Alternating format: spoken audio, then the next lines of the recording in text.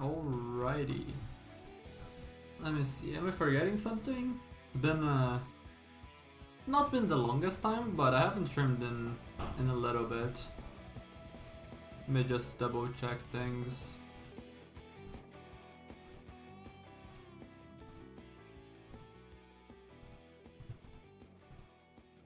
And it's good to know that my chat is working properly on OBS.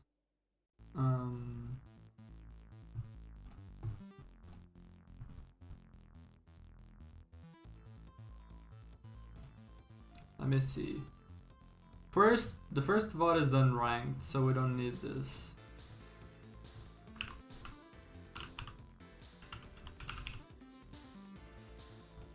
Or let's just write unplaced. I believe that's what I've been writing all this time. That looks fine.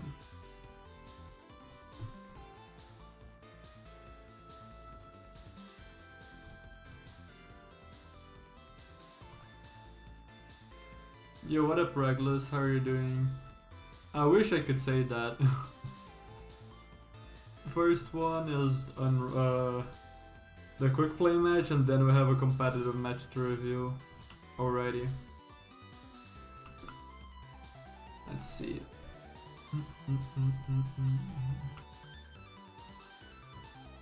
200 ping and top 500. I mean, yeah, but I would have been number one.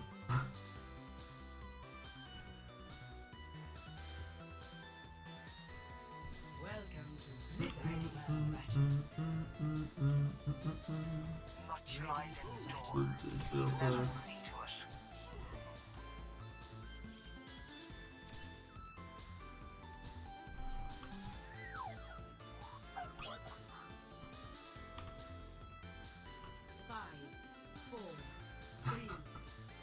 I mean, I'm not saying that I'm taking the compliments. I'm not saying that I'm bad. I'm just saying that I'm not the best. Like, I know that I am one of the best, but I want to be the very best. Like, that's the difference, right? I'm not satisfied with my skill. Attackers incoming. Defend objective. And yeah, this is kind of what I was expecting to happen here at the very start. Like, I think it's completely fine for you to poke. Not only that, you get to scout the enemy team. Maybe here is a little bit better angle, this is safer, but yeah. What the problem is, what if someone, like Amora in this case, fades and closes in the gap really quickly? Then you have to respond fast, right? You have to dash back to cover, and then even here, this is not really good cover that your team wants to hold. Your team usually will hold like here at max, right? Ideally, the team should be holding the point. Either one of these corners are very good. You can set up T-baits on this high ground. Some T-baits can be here temporarily, or even rotate here for a flank later on, but I don't really like staying up that much because the rotation is very long. So what I do instead is use here to scout the enemy team. You can wall climb, but since that isn't reliable, I just use my dash cooldown when the timer is going to, like, the doors are gonna open. I just dash up, look at the enemy team. If I can't properly see, I actually just spam my ping button so that it gives me the hero icons, because I don't need to see them. I only need to, I don't need to be able to visually distinguish which character it is. I just need to be able to have LOS so I can ping them, so that the game tells me what heroes they are, right? So that can also facilitate your job of scouting the enemy team out. And then you are already in a good position. This can be used for poking, and then you can fall back, and one dash rotation you're in a good place, right? You can also just use double jump to go over here and use this position, which is pretty good. Even just drop here and use this long sideline to spam and stuff like that, right? I don't think that this is the worst, but this is just the thing that is like, if you just stay here for longer than like one shot, you risk getting caught by a team that is very fast, right? And what ends up happening is exactly that. right? The more it deals a lot of damage to you, and then the Reaper from the other side also combos on you.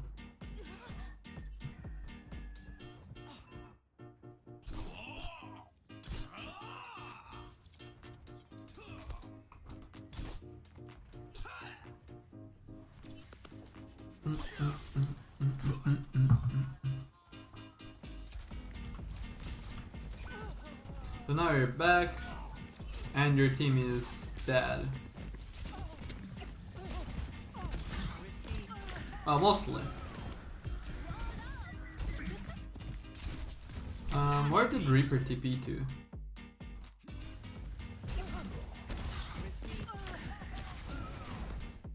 I was going to say, I hear Reaper TP. But that, oh, that's actually your Reaper TPing. I would have checked either way to see who was TPing here. To tell you Q. That's probably a preemptive deflect because you're afraid of hook. But if that is the case, since you just came back to the fight, you don't know the status of hook. Why you're not deflecting here, right? Or let me actually go a little bit further back. I think it's here. Alright, you just came back, 2 teammates are dead, you don't see a hook assist in the kill feed. So you don't know if they have hook. Like, he could be hooking you here because you screwed up your wall climb, right? You what up, X3? So far, yeah, I woke up, I went to the gym, took a shower, ate, and now I'm streaming.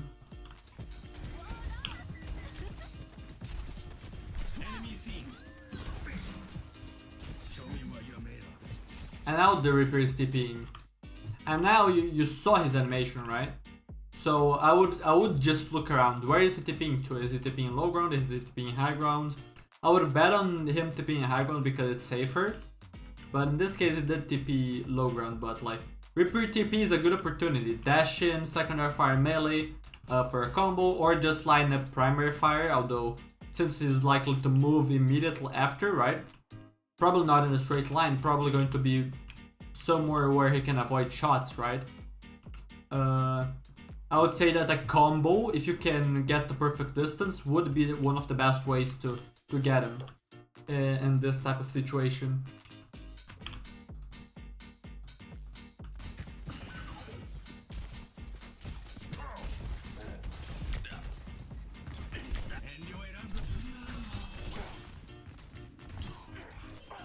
I would say this was good. No fade. The only problem was mechanics, which is something that you're gonna get better at over time. But as far as like the play that you went for, okay, I'm gonna take this duel of the Reaper because he's down Wraith, and then I'm gonna use my cooldowns aggressively on him, right? I'm gonna be up in his face where I'm at my most effective. I can deflect the shotgun blast in his face, then I can dash in for an animation cancel of my secondary fire. I'm gonna burst him down. I like that. That is good. Just have to get cleaner on the execution, which is gonna happen over time as you play the game, as you practice your mechanics, right? Moira has no fade, but she's not really in a punishable position. And that orb is scary.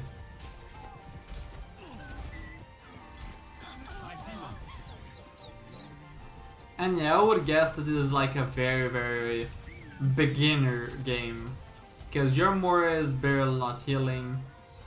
You do know about the mini position, which is good. In these types of scenarios where everyone is very low rated, you might find it hard to find heals, right? So it's good to know, for example, that there's a mega here, that there's a mega here, there is a mini inside. I believe it's all the way. Yep. On the corner, right? There's your mega and stuff like that. Those are gonna be your friends. Not just in low ranks, like that they are also your friend in high ranks and stuff, but more so the lower you are, right? Because of the awareness of everyone in the lobby, right? But that also means that if you, for example, find it hard to get healed, that also probably means that the enemy team is gonna find it hard, right? People often like to only look at one side of the coin. So like, yeah, sometimes you get teammates that suck, but so do your opponents, right? So you have to think about it that way and to not get frustrated and stuff like that, right? Enemy seen.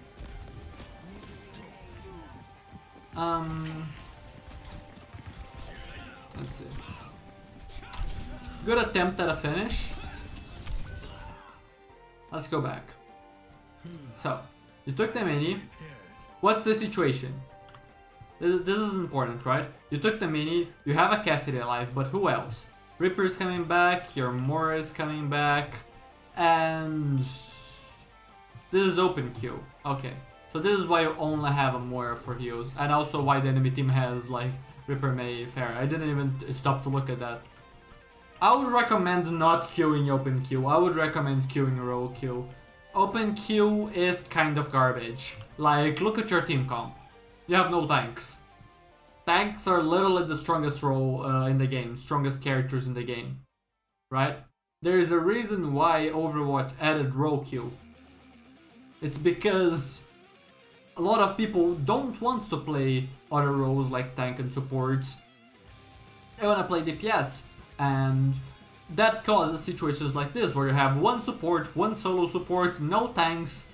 Everyone is just running around doing their own thing, and the team comp doesn't make any sense, right? At least with roll queue you have some stability. You are guaranteed to have one tank, 2 DPS and 2 supports, right? And that is good. It's gonna be much harder for you to learn in open queue than it is for you to learn in roll queue, right? So I would advise against playing in open queue. Enemy seen. In this situation, I would probably deflect the orb.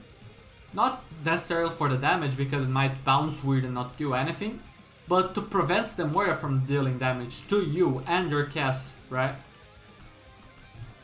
But also not deflecting this is not the worst. It's not like the highest value ability. It's like deflecting spam pre-fight, right? Like deflecting Fire Strike, yes it is good, but it isn't always something that you want to be using your deflect on. You would much rather save deflect for something like Sleep to take a duel with a Nana, for example. Although if you are at the start of the fight, then obviously the Fire Strike deflect's pretty good because it helps you work down the enemy resources, it prevents the Ryan from getting outcharged, it gives you outcharge, pressure, all this kind of stuff, right? Reaper was low. Since you were playing a little bit scared because of your HP, you didn't capitalize on the opportunity immediately. Tried here, he raved at 1 HP, and this is fine. You can try to finish him, but in this situation, you have to be aware of your surroundings, right? So here you are safe, now you dashed into the Reaper. The Reaper is around teammates, and you're getting pincered here, right? There are enemies on behind you, in front of you, all places, right? And some coming back still. I would here, if the Moira turns to heal, and even then I would probably be like, okay, there is a Pharah behind me, I can't stay here because she's just gonna shoot and kill me. I would instantly try to get over here, right? Go over the wall by wall climbing, double jumping, this kind of stuff, right? So then I have this cover where the Pharah would have to fly up to hit me, which I would hear. The Reaper isn't gonna push immediately, and they have to push around the corner. And if they push around the corner, maybe I can play around it, go back, right? But in this situation, you're kind of screwed if you don't get the kill, get the dash reset, and either try to run over here or high ground if you think they can chase, or even go. I wouldn't say deeper into enemy territory because this is like kind of mutual territory, but in a situation where you're losing point control, yeah, this is like a more aggressive dash, but it does give you the mega. You have a good area to play around, the high ground and everything, so you could probably sustain here and at least have a fair fight if someone pushes you, like the Reaper, the Pharah, the Moira, or whatever, right?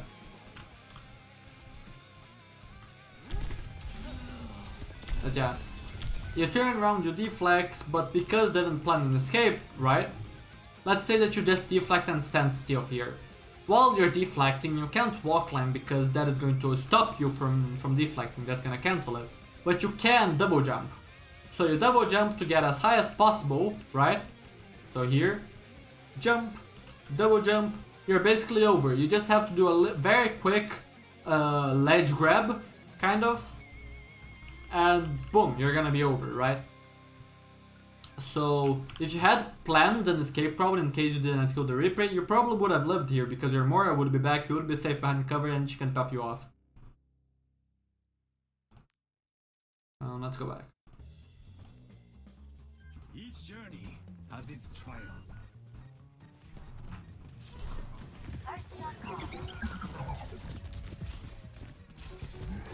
Show me what you're made of.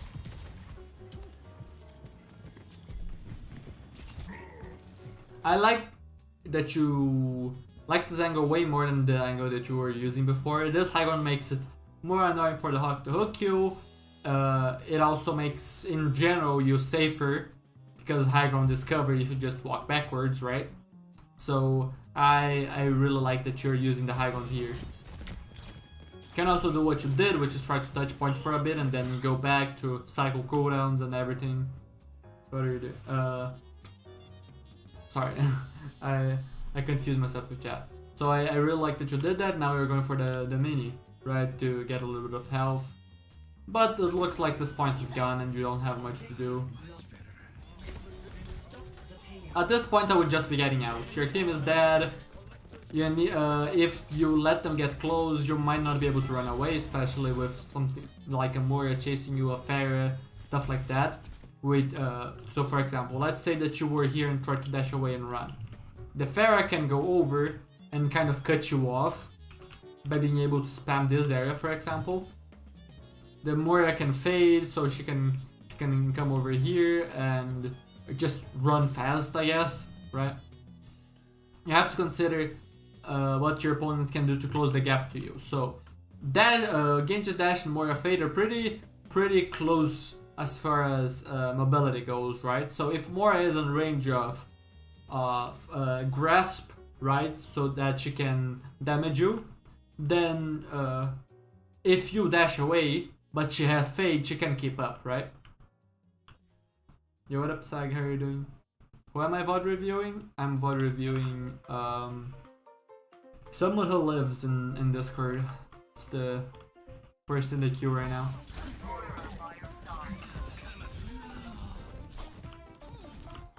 I think, alright, the name doesn't show here because of my overlay, but it does show here too. Right?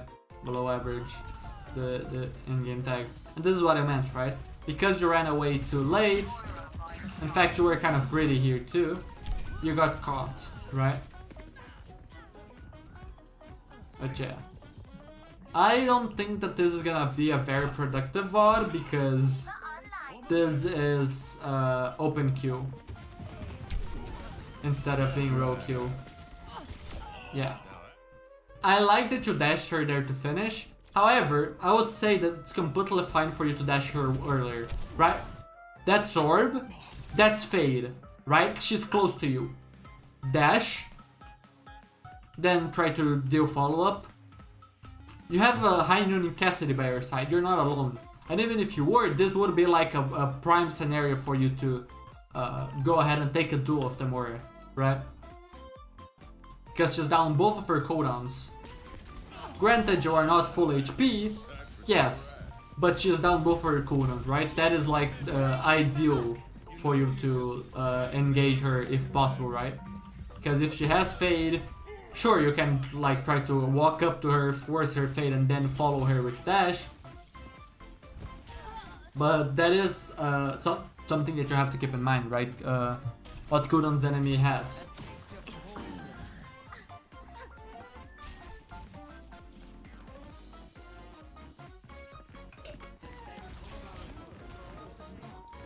And yeah, now it seems like you're gonna look to use high ground, which is good. What up, Jasper? How are you doing? Sorry. Let me go back 10 seconds. Okay. See the Pharah. Good attempt. That was actually very close to being like 100 plus damage on her. Now you're running. There's no mini there. One thing I would say. a lot of people complain when you are behind your supports and the supports don't magically know that you're there and you need healing. Press the button. I need healing, right? X in, I think is the default in PC. I don't know what the button is for console, right? But press the button to like let your supports know. If they get annoyed by it, then that's like their problem, right? It's not you being wrong, right? Or rather, it would be wrong for you to be spamming I need healing in a situation where you don't need any healing. But other than that, in a situation where you are missing health and you need help, then do it so that they are aware of your situation, right? And also they hear the voice line, so they get help in like orienting themselves, like, okay, there's someone that needs healing. Where are they? Okay, they turn around. Okay, there they are, and they heal you up, right?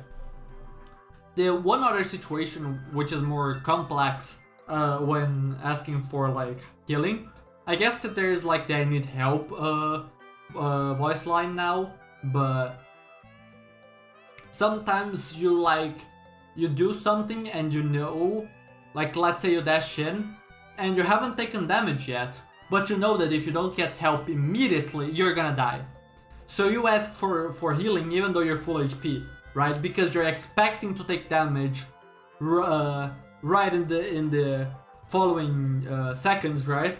And you know that you're gonna be needing to be kept up to be able to stay alive, right? That is a more advanced scenario, which is interesting, and it kind of goes against this idea, right, of support complaining, oh no, you are full HP, why are you asking for healing? I'm not gonna heal you, right? Like, no, it can be completely valid to ask for healing when you're full HP because you're expecting incoming damage, right?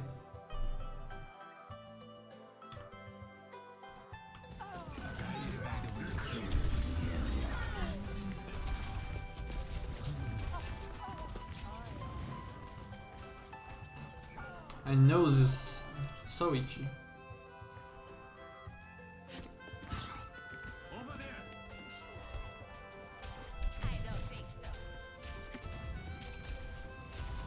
There is no reason for you to be playing so far. You have deflect. Close the gap, try to use the dash to follow instead of engage, or if you want, you can just use the dash to close the gap, try to shoot at her close range and then use your deflect to rotate, right? Maybe you dash here, you try to kill her. If you can't, you just drop here. If you try to chase, you have deflect, then you can run and get mini. And then in closed area, she probably doesn't want to push you there, right? But you are playing very scared, which makes sense for a new player. This is a very, this is an aggressive play. And the first one that I have seen so far that isn't like triggered by someone being low and down cooldowns and stuff, right? But yeah, I would say that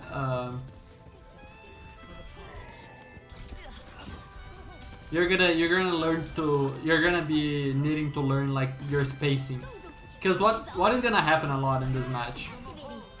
Alright, what's gonna happen a lot in your next matches? You're gonna be having very low impact in the game overall, right? Like, if I had to say, you're probably in like 4 minutes, maybe even more than that. I don't quite remember quick play times. You probably dealt like 2k damage, maybe less than that.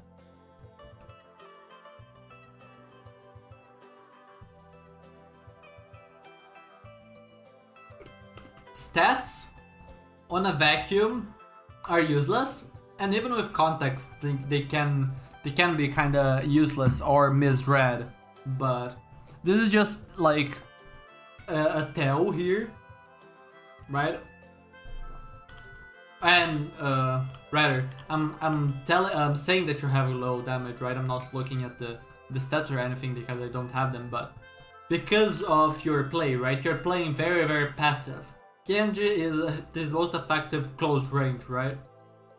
He can do stuff mid, long range, whatever, right? But is at his best at close range, and I would say up until like he's around 15 meters away, because that's the distance dash covers. That's the distance where you can use dash to combo someone. You dash in, you secondary fire, you melee to finish someone, right? stuff like that. I would say that is like the optimal distance for Genji to play in. So the way that you are positioning yourself is further away from that a lot of times, and you're scared of characters that you don't really have to be scared about, right? So for example, against a Hog, since Hog has a very big hitbox and his hook is longer than 15 meters, you might not want to play inside his range and risk getting hooked if you haven't seen the cooldown. If you have seen him use hook, then you can close the gap temporarily and then get out. Or you can try to outplay with deflect, right? But if you don't want to risk the reaction time on the deflects, or you don't want to waste it preemptively, then the best thing to do is to play further away from the Hog, right? To keep your distance and not let him hook you. And against another character like the Pharah there, instead of letting her be very far away from you, where you're basically never gonna hit her and she's going to easily hit you because of splash damage, you want to be closing the gap as much as possible to be, and also being there and stuff like that, to force her to direct hit you and not be able to splash. But these are things that you're gonna learn over time, because you were close range to the Hog or on the first point, and you had to bring deflect preemptively, and then you were far away from the Pharah, right? Those are things that you're gonna learn over time, like the effective ranges of each hero, how you wanna play against each of them, and everything like that.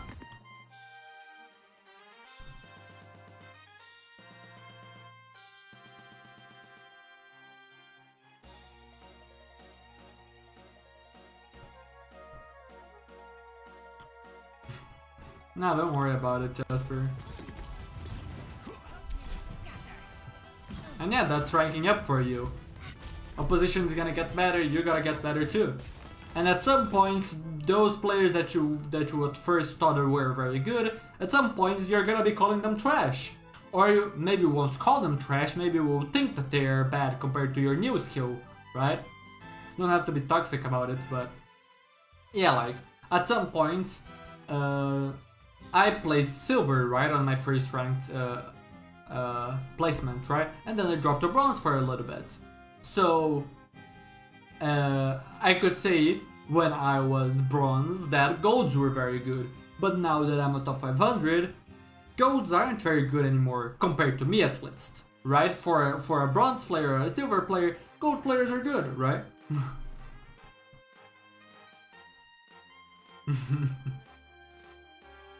Yo, what up, Ollie? How are you doing? Wish to play against me one day? I hope to see you someday then, on the ranked ladder.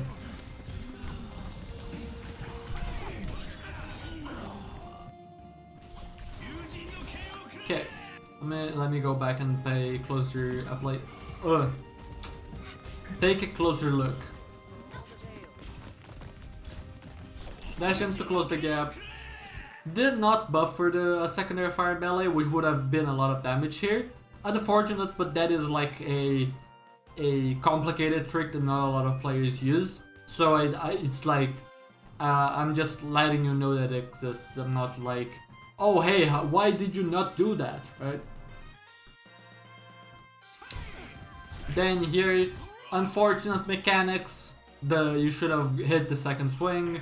Here you dash to try to follow. Unfortunately, it was a blind dash, but it was a good guess on where she would go, so you were after her. Now she's 1 HP, just needed one swing, and unfortunately, again, mechanics. This was honestly a pretty good blade for or at least a pretty good attempt at a blade for someone that is new to the game. But the mechanics part obviously lagged. But I'm happy with what I saw, right? The engagement beforehand, so that she would be close enough to follow her with dash if she used fade, right? And then if it wasn't for the mechanical mistake, she would be dead a long time ago, and then you would be able to go for other targets or get out, right?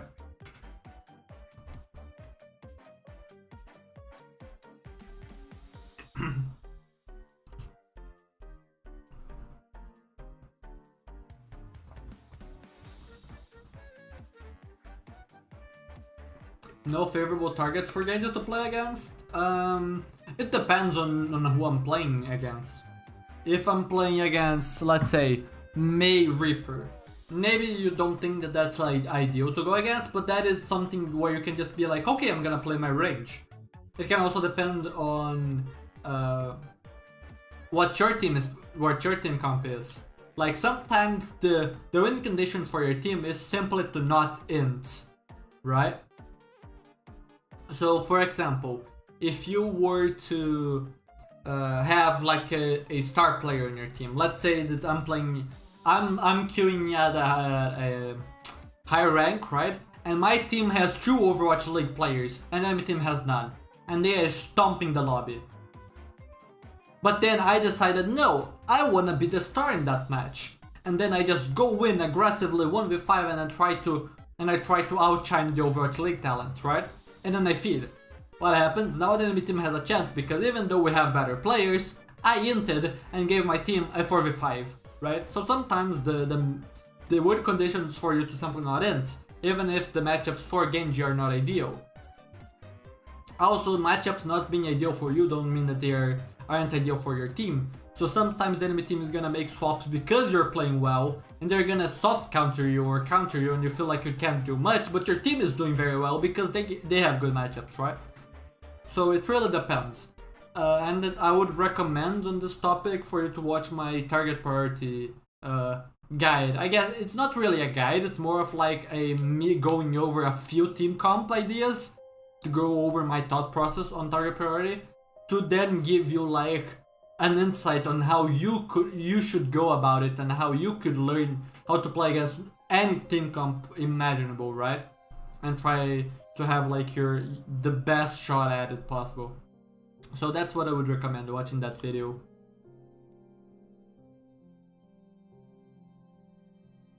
Do I VOD scrims? I haven't VOD reviewed scrims, at least not from submissions. Like, I have VOD reviewed scrims for the tryouts for World Cup for my team. So I guess, and honestly, I'm pretty happy with like my skills to VOD review macro, micro, and everything, right? So I would say if you have like a scrim VOD that you want reviewed, I wouldn't mind reviewing that. If you were to submit through this, right? If you were to submit through the Google Forms or the Discord channel, I would just review your POV. If you, and also obviously if you add context, I will review based on that context, right? So if I'm reviewing a new player, I'm gonna be trying to help a new player. If I'm reviewing a GM player, I'm gonna be harsher because I'm trying to help the GM player become top 500, for example, right? But I would say that if you wanted me to like review macro and go in depth about stuff like that, then I would say that goes over to like the coaching side of things, not just my VOD review thing that I do for free, right? At that point, I would be asking for you to have a membership to the channel, right? For us to do like a macro review and stuff like that for a scrim in a coaching session. I would be fine with doing that. I would just need to be paid for that, which I'm not asking for much. And I'm gonna be making a video. Alright, I'm procrastinating. I have been procrastinating for over 2 months at this point. Making the video on channel memberships and stuff and coaching that I'm gonna offer. But yeah, that is something that for those that are interested, you can already see information about on my here on YouTube on memberships. I'm gonna launch a Patreon soon, which is also gonna be essentially the same thing, just with like a better rate for me as far as revenue split between platform and creator, right? Hello Emmanuel, how are you doing? What up, Zvat one? How are you doing? Extremely underrated. Thanks. It's always really cool to hear that. It always makes me very happy.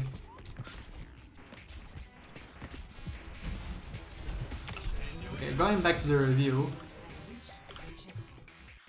Not really your fault that you guys 9.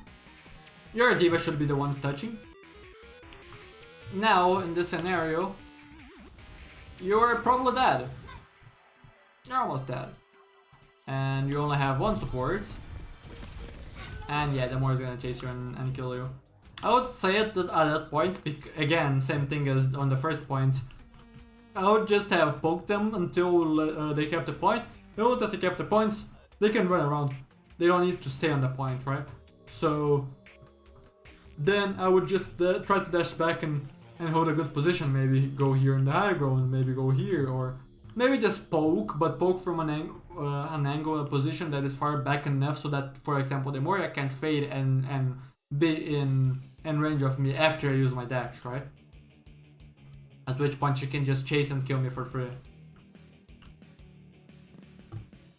3900 scrim. Alrighty.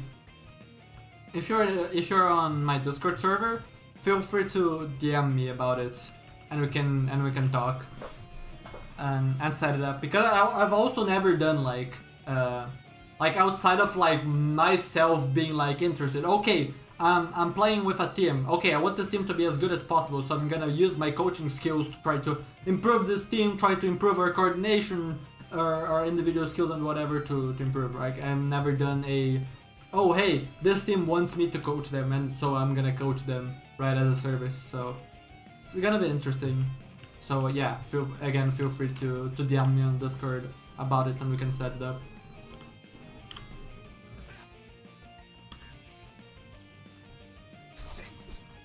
I'm gonna watch this a little bit quicker here.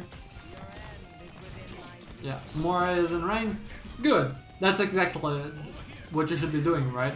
That's what I talked about before, and now you did it. Where she faded in, but since you had dash and you had a good enough spacing, it wasn't the best spacing, but it was good enough where the Moria couldn't chase you, right? You would outrun her. Yeah. This let us know the mechanics on the Reaper. A good Reaper just instantly blows you up. And that's an interesting thing, right? When the Reaper is TPing, he can look around, right? So when he TPs, he can, if you stand still like that, he can just look at you, and then instantly when he TPs, he can shoot you on the head and insta-kill you. That's something that you have to be aware of. You have to like nail the timing, and ideally you do something like secondary fire, point blank, the correct time, and then you insta-deflect to get his shotgun blast back to his face. And we're gonna rotate the Mega, nice. A little bit too far away from the Reaper for that deflect to be good. And at that range, that Reaper spent 2 whole clips on you.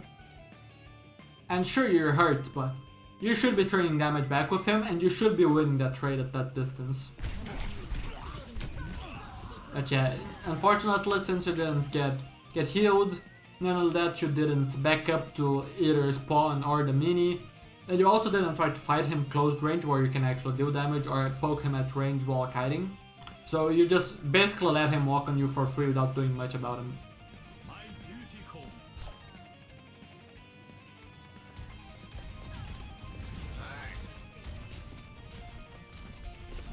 That is a little too passive though.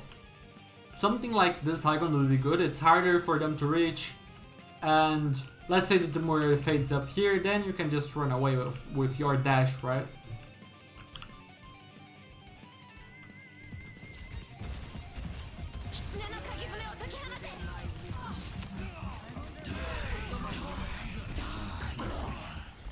Little late on the reaction there, especially considering that the Moria was using Cole main. But that probably means that you'll not kill anyone unless you get a one shot.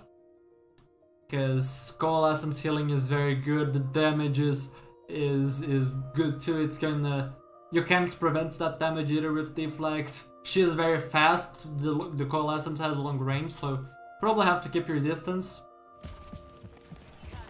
Which is what you're doing there. Moria fades in aggressively, you should be, or at least you could be, using your dash aggressively there. I do really like this dash though. Why? You have a mega close range. You get an off angle on these players, right? And you should be safe. It's gonna be hard for them to chase you here. This blade, unnecessary. You already won the fight. You have respawn advantage. The enemy team lost like 60% of the team already, I believe. So it's unlikely that those two remaining players can do anything at numbers advantage, respawn disadvantage and everything.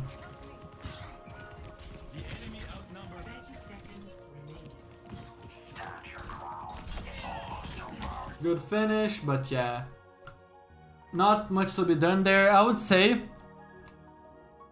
stay away from open queue. Like, that's the biggest advice that I can give you. Stay away from open queue.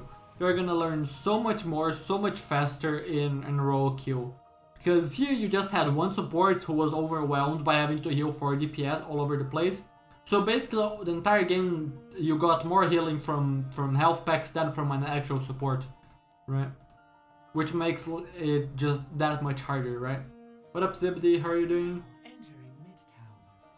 Ready for battle.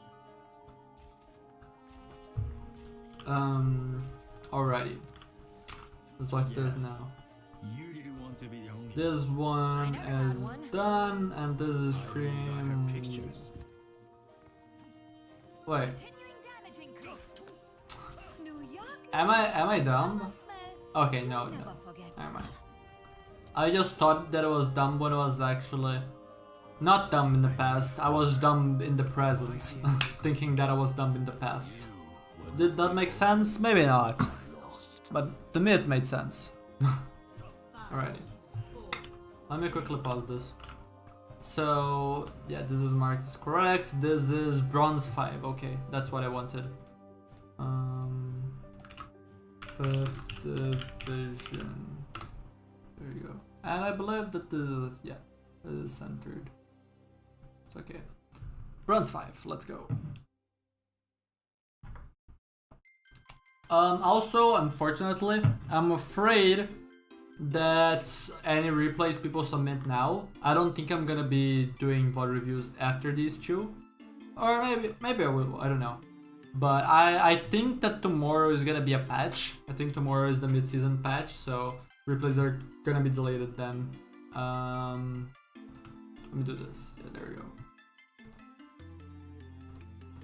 Everything should be correct here.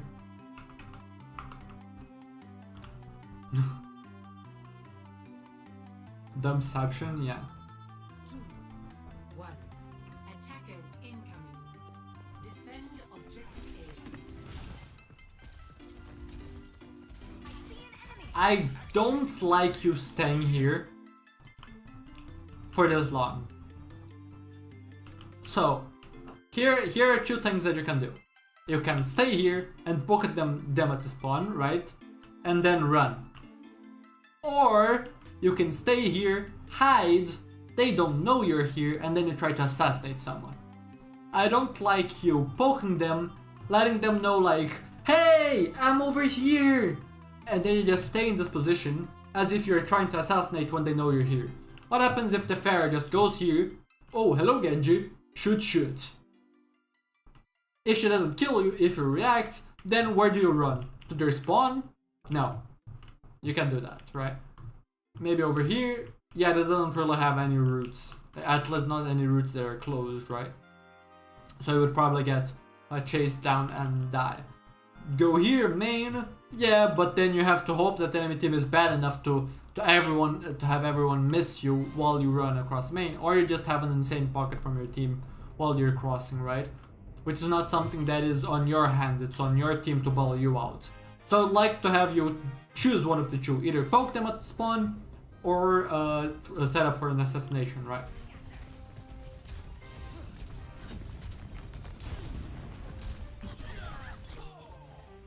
I can respect the attempt, and honestly it was pretty close to being good damage. I don't think it would be a kill though. So, and yeah, that is exactly the problem of doing this kind of stuff. Because with how deep you are in enemy territory, right? If you weren't playing against a Pharah that is this bad, and the Pharah did beat you, right? You would be dead a long time ago because you're committing in a situation where you don't have an out, right? Even then, like waiting for cooldowns, right? This is much more basic than cooldown tracking, right?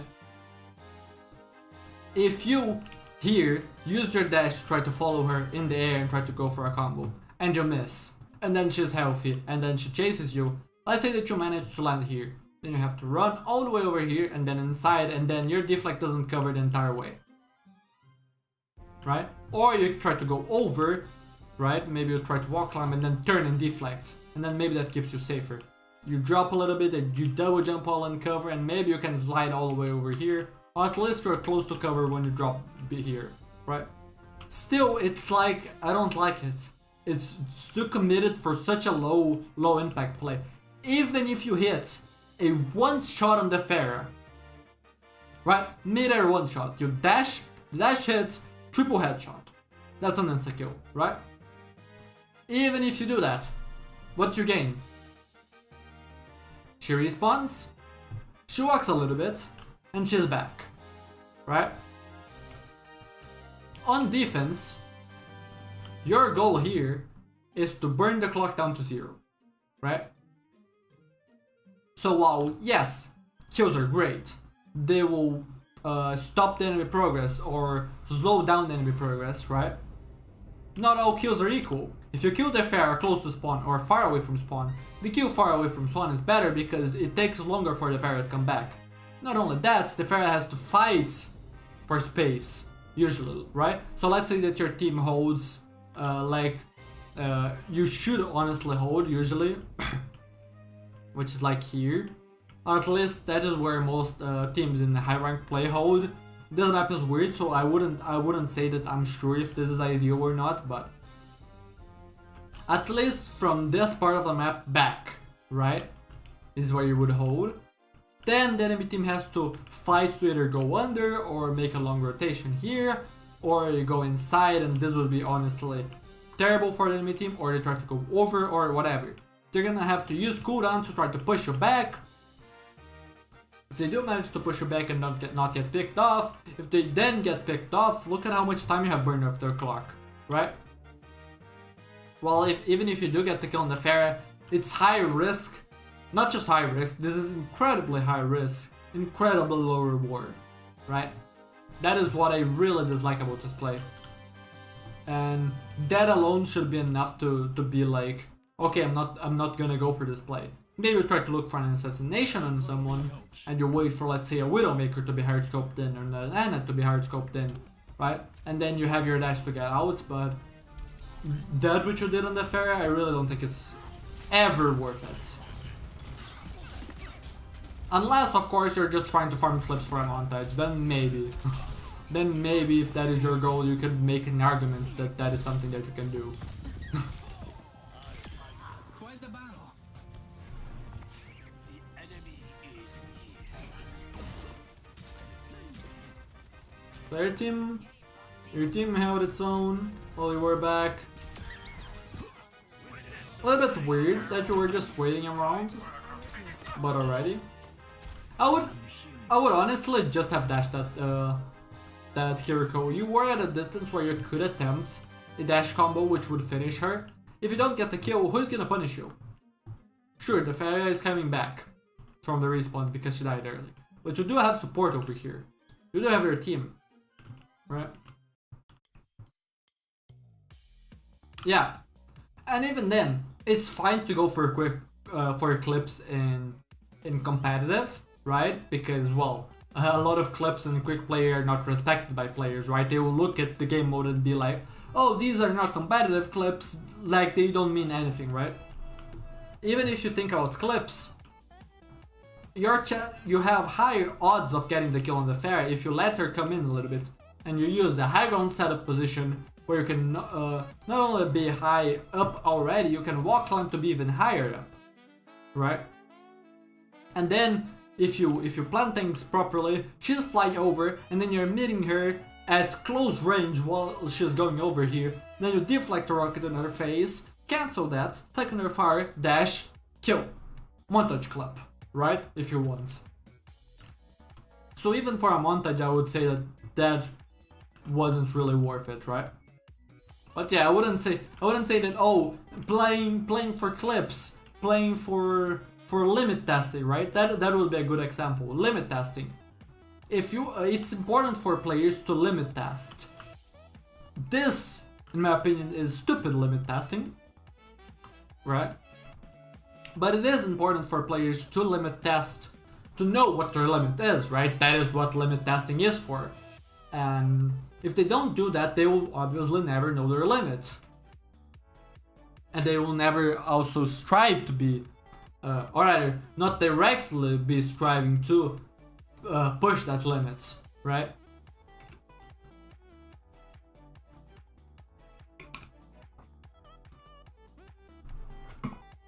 So I would say that it's completely fine, like, at the end of the day, what Ranked asks you to do is to play it and try.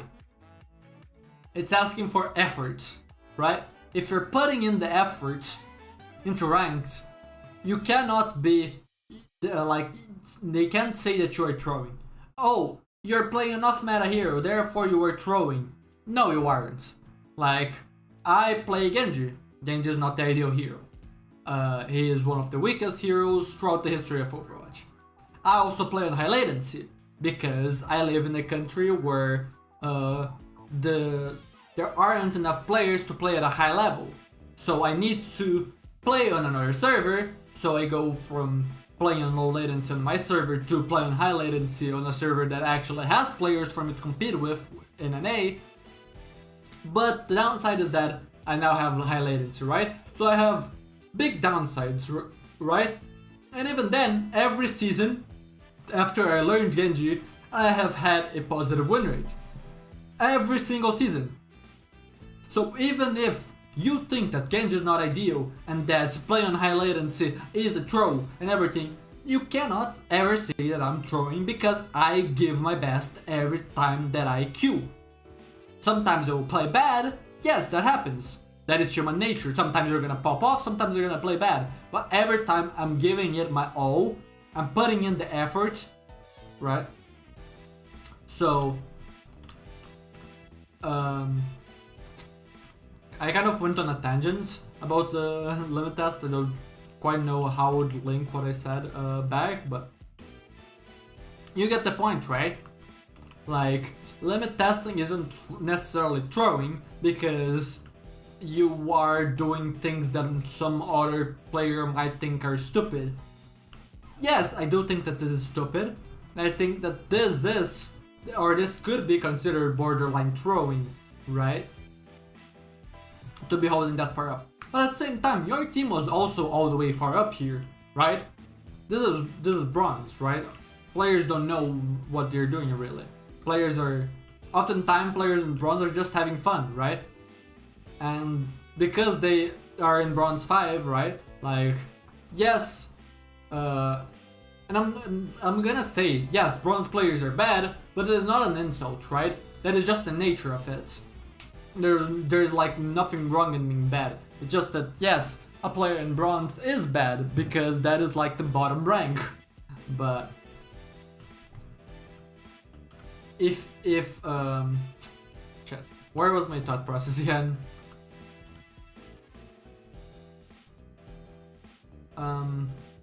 What I'm trying to say is that limit testing is like fine, because you are giving in your effort, right? You are trying to learn, you're trying to improve, to get better, to climb the ranks, right? So it's important for you to limit test, for you to be able to get better, right? At least if you're trying to make it a conscious effort to improve, right? I would much rather have players in my team who are limit testing to try to get better than players who are fine with stagnant skill, right? Hard stuck players, for example. They're just, okay, I just play, I have been in Diamond for 20 seasons in a row. I would much rather have the recent Diamond player that just climbed from Plat to Diamond and is now limit testing in Diamond to see what they have to learn, how much they have to improve, and what they have to do to reach Masters. I would much rather have that player, right? Even if they're limit testing and their limit testing fails, right? But yeah, tangent over. Trying high ground? Yeah, I would say in general this is a really good position for Genji. Maybe not necessarily for the team. I have seen like people use this high ground or play back here or whatever, right? Lots of different positions can be played here, whatever, right? For Genji, I think that this is a really good position. Why? It's a high ground. If the enemies go below, which is what people often do, you can shoot down on them. You're trying to drop on them, and if anyone gets low to instantly finish, you are also controlling here if anyone ever wants to come here, which is not likely, but yeah. The most important thing in my opinion is the ability to go over and drop behind the enemy team without using cooldowns, without losing anything like health, right? Any resource, you don't have to use resource. So the moment that they cross, instead of being focused on the front line, you can be just like, okay, no, while your front line hits my front line and they clash, I will just drop on the back line, try to assassinate someone. Oh, I failed. Dash out. Dash out. Right? It's just 3 setups for days for Genji here. It's just so good. So yeah, I just really like this position. I've also heard people talk about this position. I don't like this position very much. It didn't give me much flexibility as far as wall climb goes, right? This gives me a lot of flexibility as far as wall climb goes. This also is very predictable. If I want to come out, I have to come out, I'm probably going to jump immediately, and then if I want to go back, I have to double jump and instantly go back, right? So that I can land here, because I cannot wall climb because of this.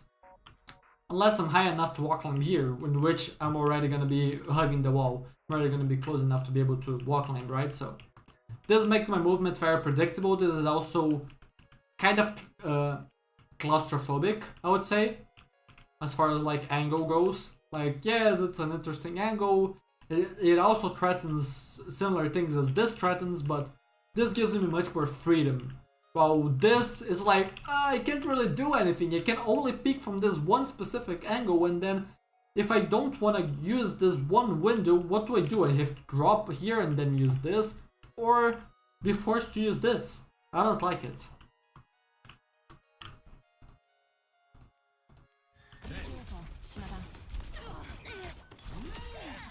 Alright, there Kiriko, killed your Kiriko. You did get the finish on theirs, which is good, and now you have a res. And now you're gonna do what I talked about. That is a kill on the Pharah. And now you're chasing the Ana. Good. One thing I will say though, there is one mistake here on the Pharah. Right? So you see the Pharah going over, you try to walk line, but she drops immediately. Why are you doing this so early? Why not wait to drop a little bit closer and be like, here, boom, shooter, dash. If you don't get headshots, then you turn, your close range, second your fire melee, finish. She's dead, right? Why, or rather, let's actually look at this here. When is the moment that you dash?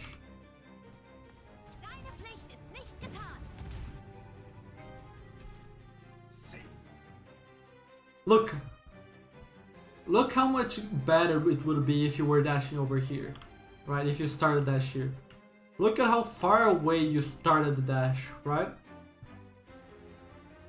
You can only really expect to hit one shuriken from your secondary fire at this distance. Maybe 2. But yeah, this is very much not the ideal range. And it's like a little bit of patience. 0.1, 0.2 seconds, I don't know. And you would be at a much better position to go for the Pharah because you had the correct setup. You just jumped the gun a little bit. But yeah, you are gonna get the finish. I would say one thing that you could do here and not rely on getting healed here, especially because you got anti, so maybe she hits the 3rd shot before you get healed, right? And your deflect runs out because nade is 3.5 seconds and deflect is 2. You just turn around the corner while you're deflecting and then run to high ground. Or rather, walk climb to high ground when she can't see you. So then if she tries to chase you while she's climbing up the stairs, you can, for example, walk climb over the train and get back to safety and she can never chase you, right? Strength from nature.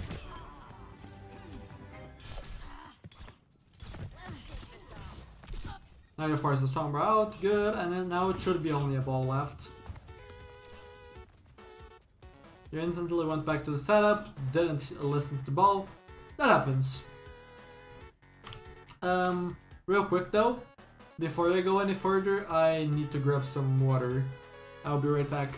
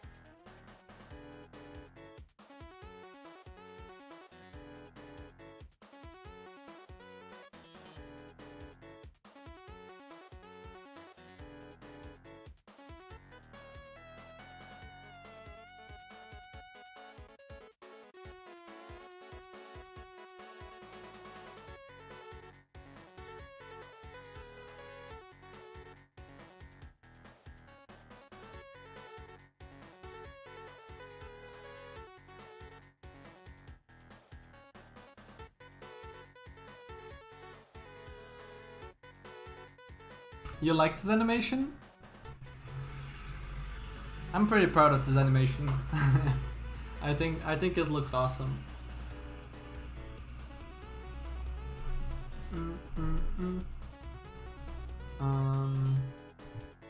Alrighty. Bum, bum, bum. I want to turn that into an emote one day. If the Discord server goes up in boost levels, I don't remember if it's level 2 or level 3, then I believe that we can have animated emotes, and then if that happens, then I want to turn this into a Genji Jam emote. I mean, I could use a still frame to also do like a still emote, but I don't think that would be as good to have some like in YouTube. I could, however, that is like a good thing that I could do, since I already have integrated like BTTV, FFZ, 7TV to chat, right? Let's see, can I see them here, or should they just have to type something? Let's see. I believe I have something like this. Let's just type the classic KEKW. Yeah, I can see KEKW here. I could, for example, export that to one of those, and then you can use it through those extensions, right? To have Genji Jam, instead of being like an emote, alright, let's a direct one from the channel, be through one of those third-party things, right? Okay. Let me go back to the review.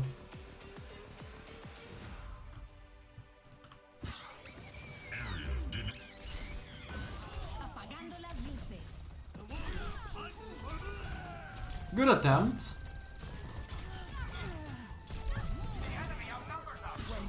But yeah, now you're tunneling. Okay, before it was like, okay, the Sombra is EMPing on point, the Fairy is here unaware, maybe I can go and do something, right? But now, look at what happens. The Ana nanos the Fairy. Look at the Xana. Isn't she a juicy target? Why not go for her? She just used nade. She just used sleep, right?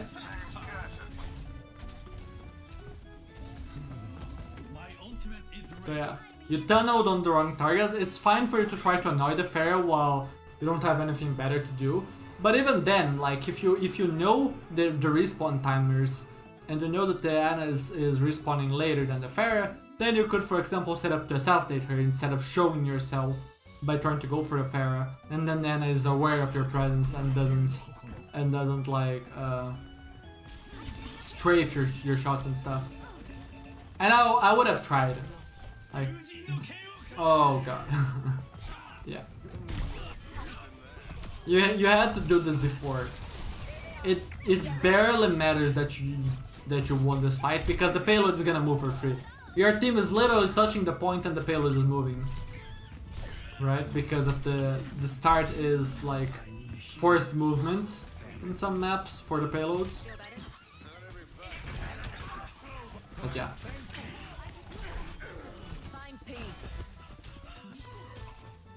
Now your team is gonna spawn camp. If your team is gonna spawn camp, I would say that the ideal thing is for you to like set up on high ground or something like that. Because then when they walk out, you can drop on them or you can just stay in this annoying position and shoot at them. And then use your dash to get out or something. I don't like the dash that you use here.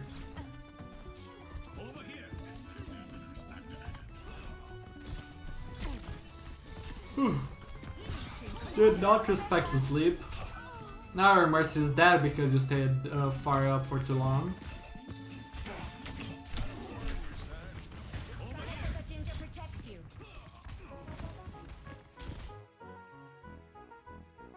Kept you from climbing a bit.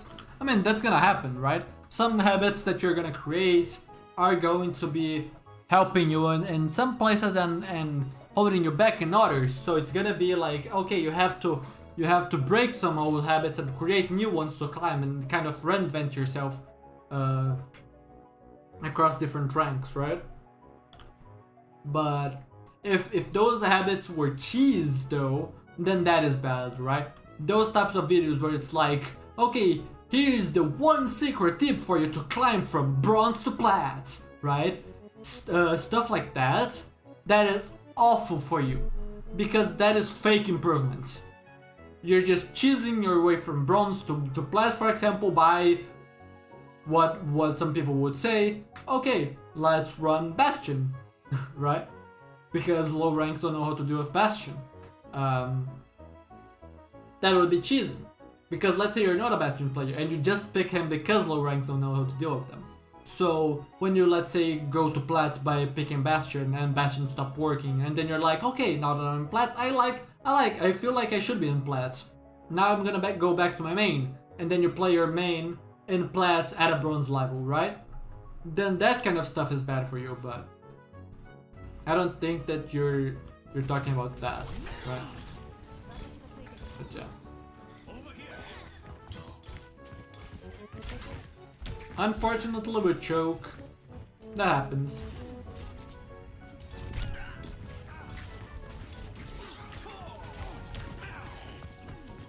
Actuating the barrier is charging. Step right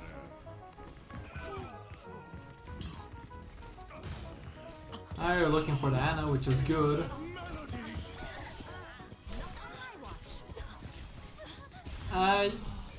Yeah, I don't like that dash.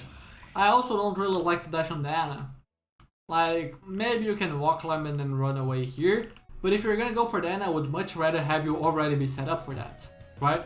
Plan that ahead. What are you gonna go for? Reaper? Mei? Ball? No. Ana? Zen? Yes, please. So, how can you go to them? Something that you can do is set up here. They're gonna be forced to use either here or here to cross, right? So set up where you can hit them on rotation, they don't know where you are, and you don't need to use your cooldowns to get to them. So if you fail, you dash out. If you don't, you use your dash in, commit, and get the kill, right? If you deal good damage. And then that is a risk-free play where you are doing exactly what you would like to as Genji, right? You're not compromising anything to play safe.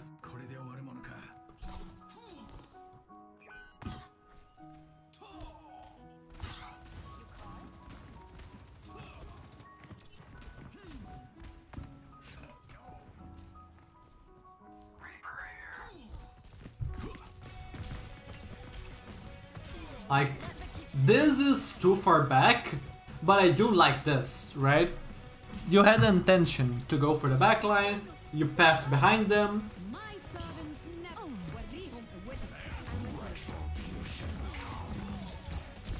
You should not be trying to shoot the Reaper there. I would say just go for the Ana. And there is no reason for you to be backing up here. What are they gonna do? If they try to sleep, yes, maybe get slept because it's fast. If they try to nade, yes, that's fast. You're gonna probably get hit by that. But yeah, I would say that with the slip, ideally you try to deflect that. But outside of that, what are they gonna do to you? Yes, they can deal damage to you. If you feel threatened, you have deflect and then you have dash. Dash out. You have the mega here. You can hold the high ground. They can't really chase you, right? Just stay here, pressure the Ana. If she drops low, commit the dash on her. Like, there is no reason for you to be giving up this ground when you have both your cooldowns available and you just spend so long trying to flank around and find that opportunity. You had the opportunity in front of you and you didn't go for it, right?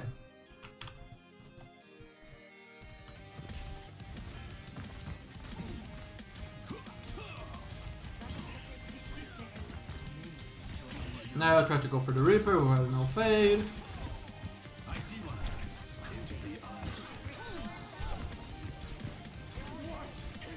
And yeah, you probably should have died there. I would say that either you commit to playing mid-range and trading poke with him because you're better than him at that, or you actually go for the kill close range because you have the deflect, right? You can't just be like, okay, I'm gonna be fighting him close range and use my deflect and then like, okay, didn't do much damage, I'm gonna try to run. At that point he just presses W at you and quickly kills you, right? So I have to commit to one or the other, not try to like, okay, I'm gonna be aggressive with my cooldown using and everything, and then it suddenly stops working, and then I'm gonna try to run away because you're not in a position anymore you can run away, right? You wanna live because the Reaper didn't do that. He didn't have the skill to do it, or the game sense, right?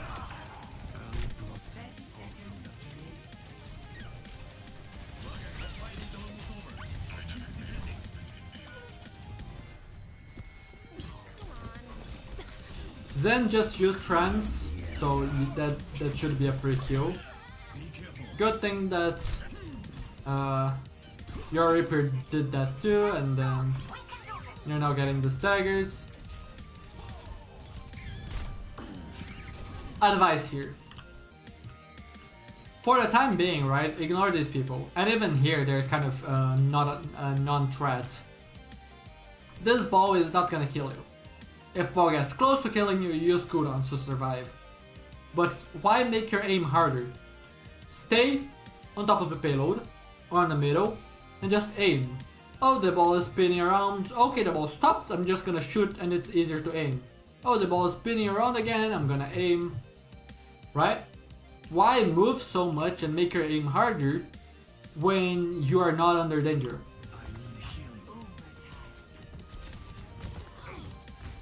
Ana is in front of you, juicy target, you have Blade, right?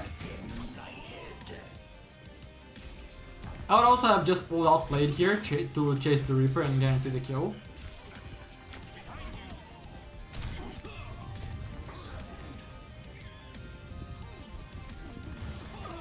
Like, that should have been a kill that you guarantee, not your Sigma. You shouldn't have to rely on your Sigma getting that kill.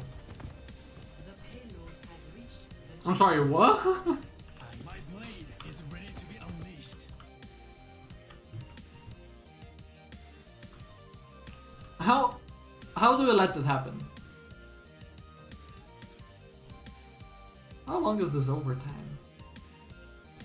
This is like almost 40 seconds long. And on point, you had nothing to do with that. Did not chase the kill on the Reaper. You had Blade, you could have done that. You also did not help your team kill the ball.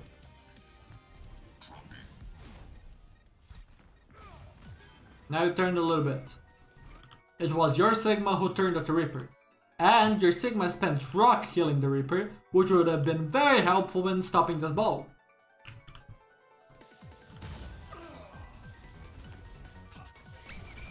You didn't really do anything about this Mei. You also didn't, for example, spawn camp the Zen. You basically AFK'd for 40 seconds. That's basically what you did. Not only would your damage if you were here been enough to finish the ball off. If also you had chased the Reaper, that would also probably have been a win.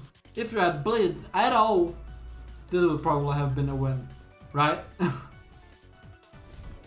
So yeah, this was like a major mistake. Major mistake.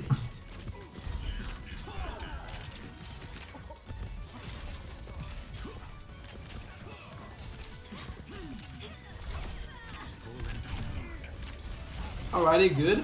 Maybe you were like, maybe you stayed up there for a little too long, but yeah, this is bronze. Like the Mei didn't perfectly track you, and if she did, then you would probably be forced to dash way earlier, and then you would be alive, right? It's completely fine because that's why pathing is important, right? If you get to a position without using your cooldowns, that means that you can dash out if things go wrong, so that you can actually duel her instead of, okay, you dash in and you can't kill her and then now you're guaranteed dead, right? My servants never die. 60 seconds.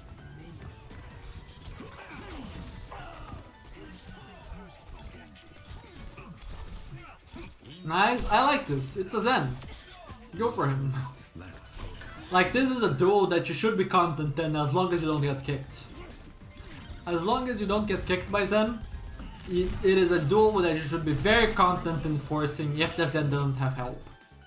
Because that is a duel that you need to be good enough to be winning 99% of the time. If it's a true 101. Right? And no one can help. No Kiriko tipping in, no outside players shooting at the targets, right? Because Zen hitbox is so big and you're so favored in it with your cooldowns that you should be able to force that and almost always win as long as you outplay the kick, right? So that he doesn't put you at mid range and then he can burn you. And then he has like the upper hand at mid range.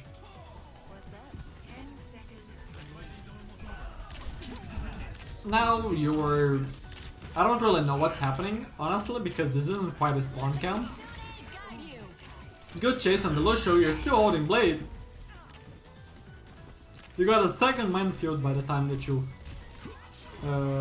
didn't even... not by the time off, right? You didn't even Blade. They got 2 minefields while you were holding Blade.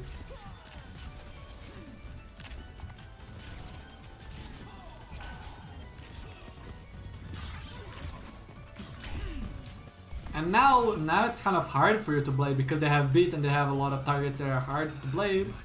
But that's the whole point. Why didn't you blade earlier when it was good? Like, for example, the Reaper that is half HP or lower, fading away, and then if you blade, you can use the dash to chase him and then swing, and then that's a finish, right?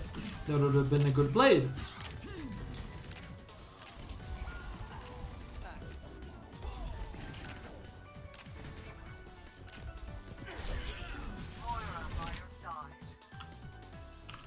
Let's go back a tiny bit. Look at the Zen. The Zen thinks he's completely safe. So what do? You dash the Mei. Right? They don't know you're here. Even if they know, they can chase you here. So why not take your time, stand here, see if someone is AFK points because they think they're safe. Or even if they're not AFK, let's say that everyone except for the Zen stay points because they think that the Zen is gonna be safe because, well, everyone is gonna be coming from this direction, everyone is respawning, right? So the Zen is gonna be payload. Yes, he's vulnerable, but Zen is long range, so it's fine, right? As long as the payload doesn't get close. When the payload gets close, they swap the people point. And then what happens? You come in, you one-shot him, or you blade him, or whatever, you kill him, or your time ticks down immediately, you just want to fight. But instead, you commit when your team is dead.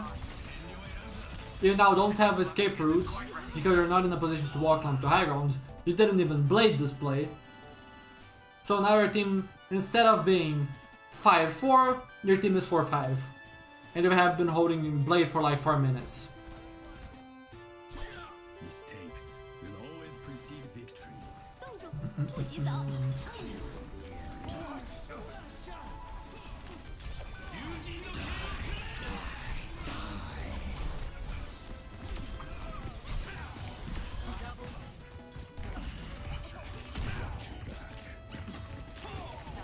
And look at that, you made a play, right? You made a play and now your team is probably gonna hold.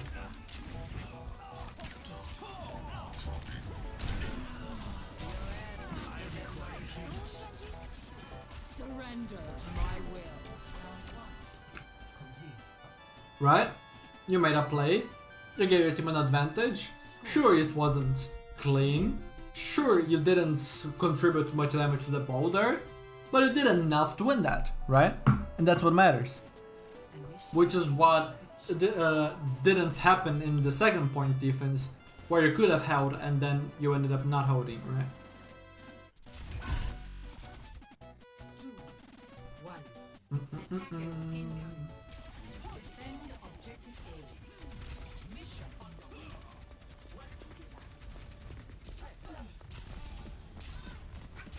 enemy in sight.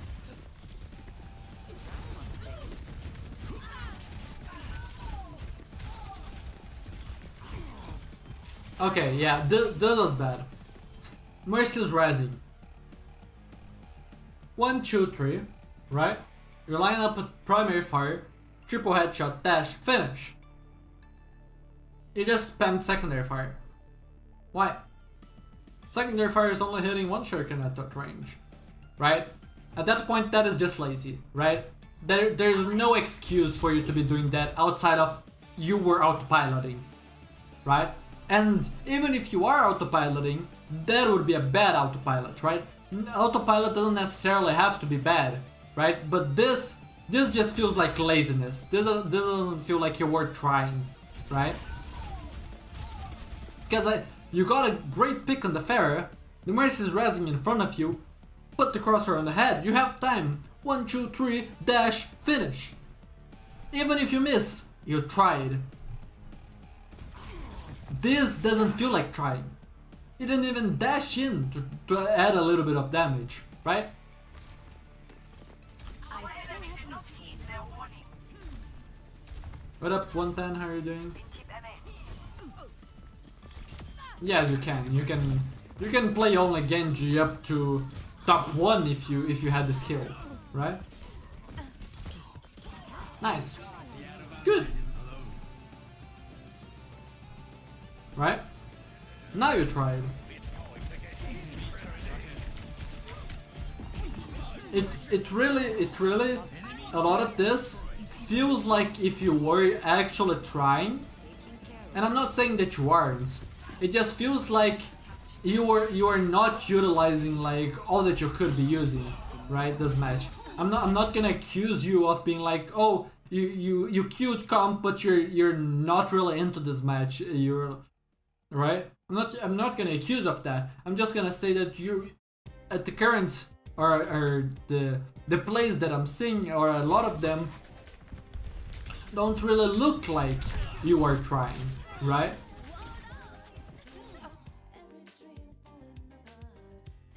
Patreon coaching? I haven't launched my Patreon. I want to do that. I've been procrastinating for a long time. I do already have that system on YouTube here. And Patreon is gonna be essentially the same thing, just with a better revenue split for me, the creator. But yeah, if you're interested in coaching, just look at the membership tab here on YouTube, and that is going to give you exactly the same thing, right? All the information is there. I believe that if you can't find it, maybe you're on mobile and the button isn't there, exclamation mark membership or exclamation mark coaching should do the trick too. What up, Tizian? How are you doing? What VOD is that? Did you submit that VOD in either Google Forms or the Discord channel?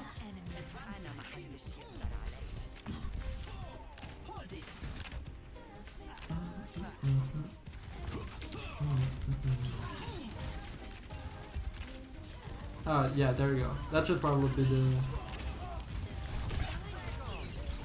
That should probably be the link. And even though that was not ideal, I like this. This, to a certain extent, could be considered. I could argue that you're limit testing, although I don't think that this is limit testing. I think that you just ended up like misusing your cooldowns, right? Canceling your deflect too early so that you can't use this piece of cover, or not properly thinking about your escape route. Maybe you want to drop over here, or maybe you want to run inside, or whatever, right?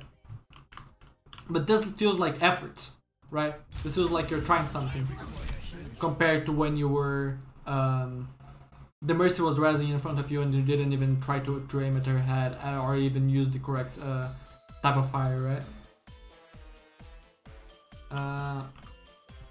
TZN, did you submit either through Google Forms or Discord? Because if you didn't do either of those, I'm not reviewing your game. Like I have a queue of people that wants to get VOD reviews, and people submit games to that queue, right? And I'm gonna be doing the queue, right? So if you do enter the queue, yes, I'm gonna do it, right?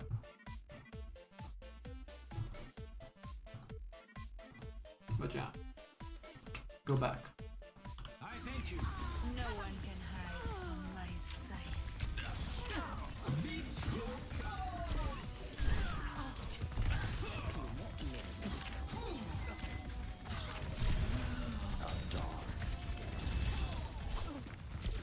You do have Nano Blade.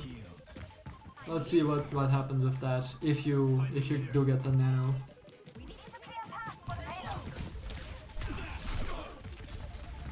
My servants never die. They waste beats. They waste for assault. Good.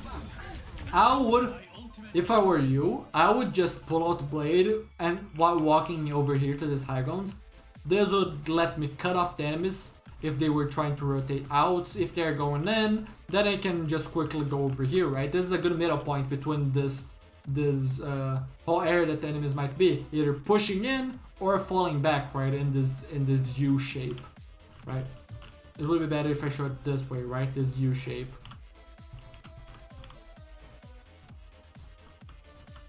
And then also me pulling out the blade if, let's say, you're calling for nano and your Ana is nanoing.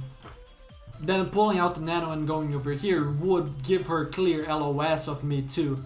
And also give the voice line so that she knows that you are going for it, right? Because now you're down your deflect, which makes the blade harder because now you don't have a tool to outplay cooldowns, right? Now you missed your opportunity to blade, right? So yeah.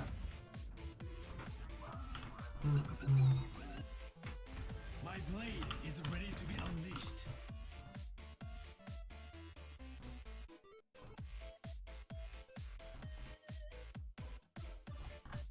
Alrighty. I will see. I think tomorrow is gonna be a patch that is gonna delete replays. With that being said, I can probably do VOD reviews before the patch. So I'll try to do VOD reviews tomorrow then. Because I don't think I'm gonna be reviewing more VODs today. Especially because I still have coaching to do later tonight. So I don't want to end up talking too much now and then don't have a voice, right? Later. But yeah. I can probably do that tomorrow then.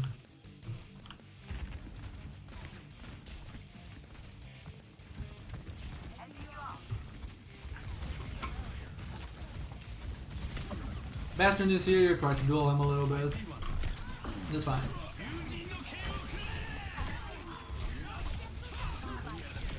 Alrighty! Didn't even need a nano.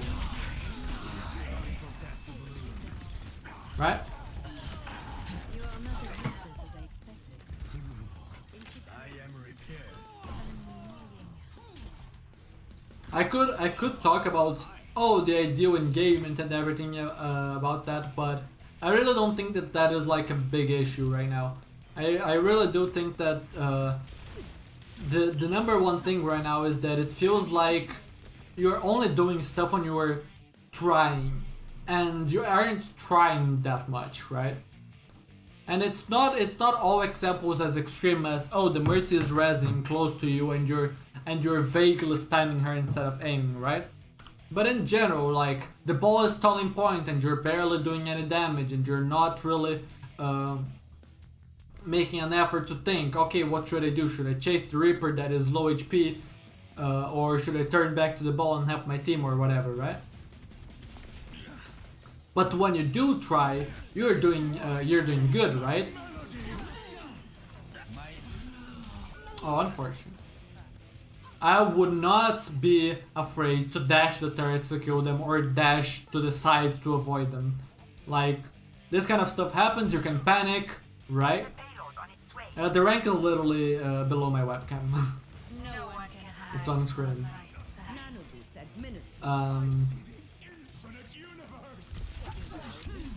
Like, sometimes the turrets make you panic, and that's completely fine. But react to it, right? Like, okay, you went in, you tried to make a play, you focused in, you got 3 picks. Like, you're trying, okay, you see the sim, you dash her, right? You try, and then turrets.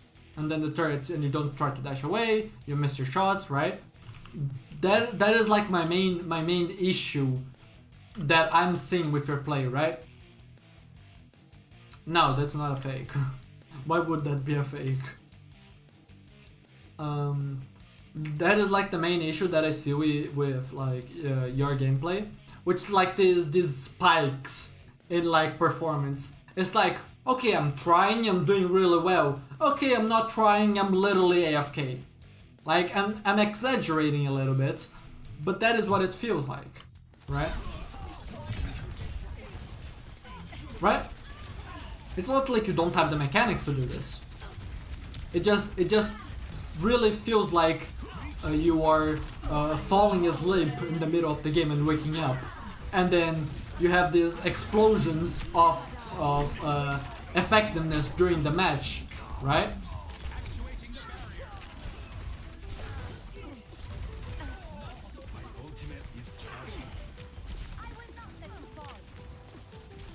Here I don't see White Beast so far back. Again, this is a great position. It quickly allows you to transition from very aggressive to very safe, all by either doing this and dropping or doing this and dropping, right? This is very good for you because they're gonna be walking around this area. So by you positioning here, you can easily run away or hit the back lane or hit the front lane or whatever you are required to do, right? Now you're pushing into the symbol, which is scary. And yeah.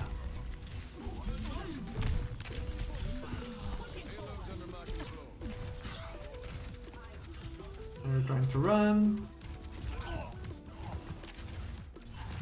60 seconds. And you're making a lot of noise. Clumsy, but you did get the kill. Right? This was effort, right? This was effort, differently from the Mercy Res, right?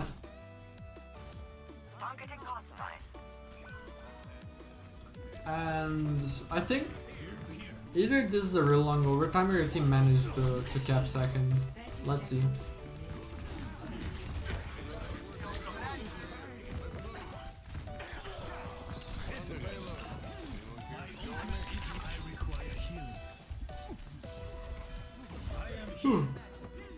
Now you're going for the Ana, great. You did not have to poke her from that far. It's the same thing as the Zen before, except that this time you're actually going for the target instead of swapping to another one, right? But it's the same idea. The Ana is unaware, get a little bit closer, aim for the head, triple headshot, dash. If you miss that, then you can quickly follow up and try to correct. But she should never be hard scope for that long, right? Be that slow in reaction and still not die to you. But the intention is completely correct. You just jumped the gun.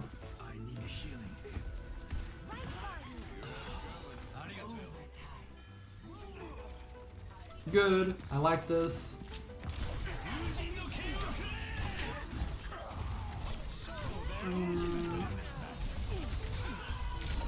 I don't quite think Blade was needed. I don't blame you for using it though. It helps guarantee the points.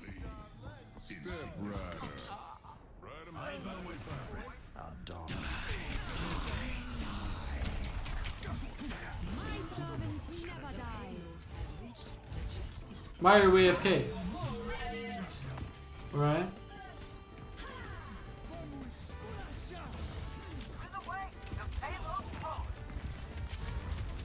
Quit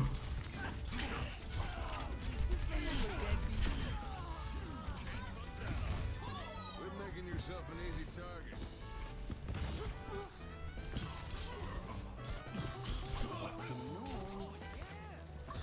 No sleep. You can pressure her a little bit. You don't need to be that afraid. Walk up. You have deflect. By the time that your deflect ends, you're probably gonna have the dash if you need to run away. You could have pressured her, and then instead of having to commit in, right, you would be able to get out. And then, considering how much damage you did to the and with such a bad engagement compared to what you could have had, that angle would probably have been dead if you actually pressured her, right? And now you're trying to go for her. Good, you run to the Mega. Now you're pressuring her. Might be able to get her.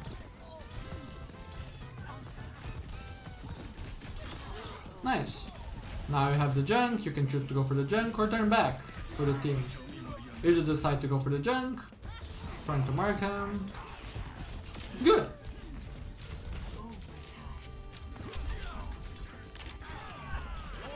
You can, I mean, you can save Blade, you can, or you can blade him. Like, both are completely fine. One guarantees the kill, the other saves it for the recontest. Because the respawns are so long, the Lucio wouldn't be back, so blading him would be fine.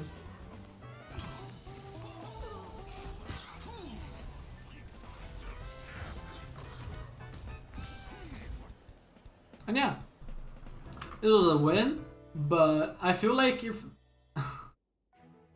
a lot of things could have gone differently, right? In this game, I would say that like the most important thing for you to do right now is get rid of these fluctuations in effort, right? Those can happen throughout the day, right? Okay, I'm playing at max intensity for a few hours, right? And then after that, like there's a limit to how much time you can spend at like 100% effort. And then after that, you're gonna be just like, okay, I'm gonna keep queuing ranked, but I'm not expecting to climb. I'm just expecting to have fun, right? Right? Just queuing to have fun, and I forgot what else I would say, but you're not queuing it to be giving it your best. You're queuing to autopilot, right? But having that happen throughout a whole match so many times, right? That is problematic, right? Because then you can go from being the best player in the world to being literally AFK multiple times a match. So then it's like, okay, yes. Why does it matter that you are good if you a lot of the times you're not putting that to good use, right? And why does it matter that you're AFK if you're doing so well in other times, right? It's like, obviously you don't want to choose the size of throwing, right, which is being AFK. You obviously want to actually be constantly giving out the effort, right? Which is what you have to figure out. What is happening that is causing me to have these fluctuations? Why do I feel like spamming a Mercy that is rezzing with secondary fire instead of primary fire and aiming at her head, and then suddenly I go ahead and pay attention and get a 3k on my own without even having nano, right? Like that is the biggest thing right now that you should be working on, because without that you can't even really work on other things, right? can't really work on other things because that is just going to be kind of blocking that from you, right? Because you're not really gonna be able to say if that is like real you or not, because real you changes every few minutes or even every few seconds, right? So yeah, that is like the important thing right now. Let me mark this is done. This is stream 110.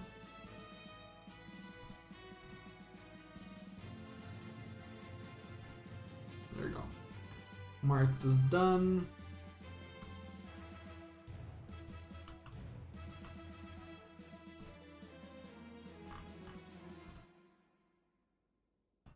And let me close Discord because I don't need this anymore. I already did the reviews that I wanted. Do I only play NA? Yes, I basically only play NA because of high latency.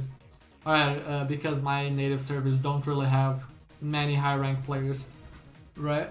So because of that, I even if I queue and tank like really long queues, I don't think this is needed. Even if I do queue and have really long queues, then the match quality is gonna be awful, right? So like, why even bother? Like, it's actually more enjoyable for me to play on high latency than it is to play on low latency because of just how awful the match quality would be, right? But yeah.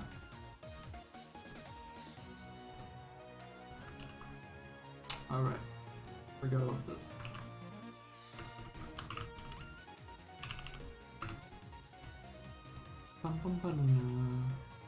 No, I'm playing at like 160 ms or more. 100 would be amazing. I would love playing on 100. There are people that cry about 50 ms. Super. But I would be happy with 100, right? Because considering that, for example, in Overwatch 1 I was used to 170, 180, right now 150, 160 is very good for me, right? And I would be very, very happy to be with 100 ms.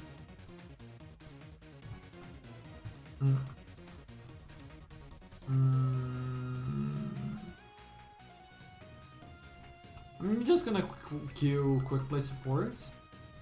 I wanna finish this challenge, get the 20 coins, and that's it. On 130. I don't think I want to stream for too much longer. Let me stop recording. I did the VOD reviews.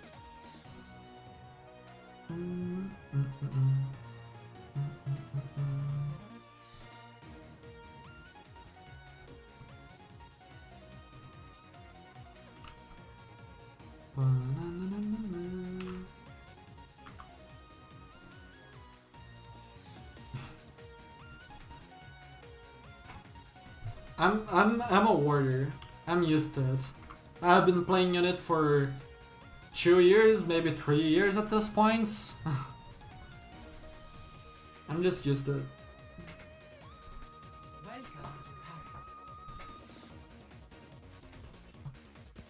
Sure, let's play character since I'm gonna be playing support.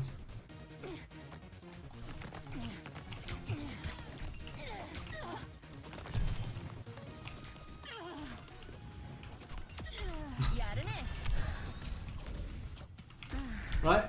Why go into all the effort of aiming, right? When I can just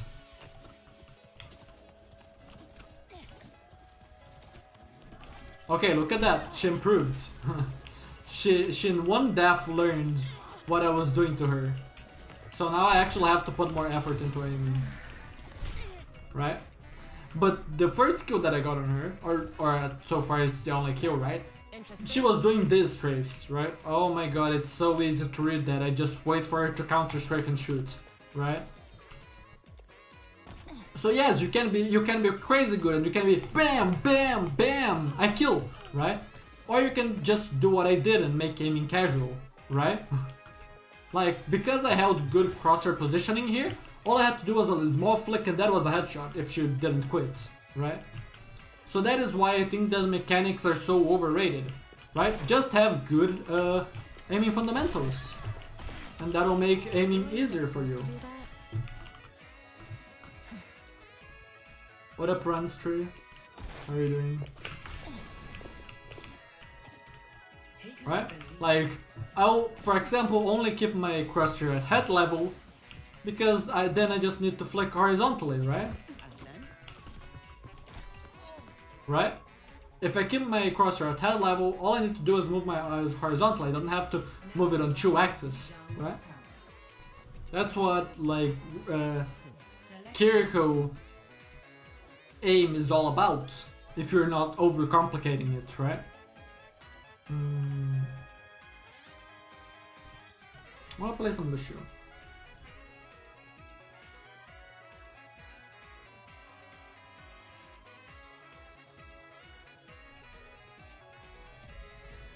You can't remember your outfit, and that's part of it, right? Like, that is my guides are like a lot of information in a short period of time, and I'm not expecting you to learn everything in one go, let alone a lot of guides, right? And it takes time to learn those things, right? So choose one thing to work at a time, I would say. I don't like giving like rank specific advice, especially because it's like, okay, here are 2 diamond players. This one diamond player excels at game sense, and this other excels at mechanics. They're both diamond, but they're completely different players, right? Completely different players. I don't think I can boop anyone here. Maybe? There we go. I actually got one. So just being like, okay, give me tips for this rank is not something that I like. But if that, with that being said, what was I going to say? Like, obviously the best thing for you to do is find out what your weakness is, like what is the biggest thing that you have to work on to improve. Maybe it's your positioning, maybe it's your mechanics, right? Let me just autopilot in the game real quick so that I can answer you. But if you really want to, or if you don't want to do that type of analysis, which usually requires like a VOD review, the best thing that you can do is like choose one thing. Okay, I want to focus on my mechanics, so I will look up everything related to mechanics, right? Maybe I look up how to practice those by drills, or maybe I go the other route and I learn aiming principles, and then I search something up like that, and then you find something that is interesting to you and you want to work on, and you focus on that, right? That would be like what I would do to improve, right? I would focus on one thing at a time to get better at it, and then over time you're gonna be getting all like that list of things that you have to improve down, and then you can start after learning everything you can start improving on those things, right? Now that you have built the fundamentals, you work on perfecting them, right? Stuff like that.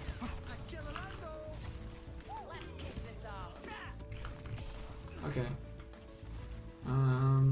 Let me just actually do something because I'm bored.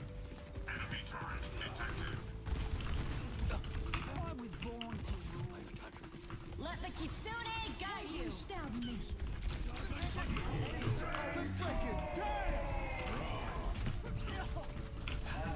Okay, he is strong.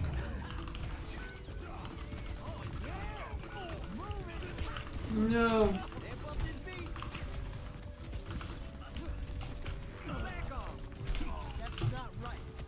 I'm gonna stay on speed.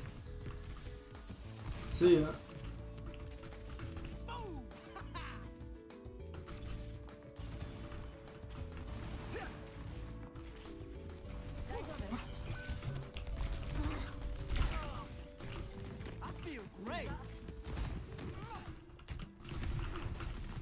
They're not gonna let me get book kill, are they?